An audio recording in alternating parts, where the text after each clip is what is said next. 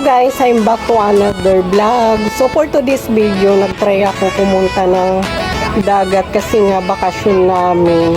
Wala kaming pasok. So nag-leave yung trabaho namin ng 1 month.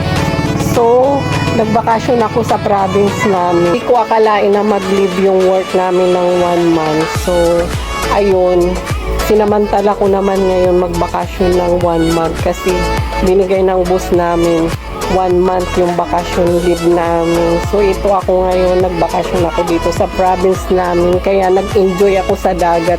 Ayun na nga, for the vacation talaga ang person, for the samantala talaga. Charot, samantala talaga.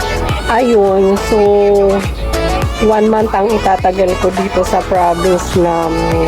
For the vlog na naman ang person,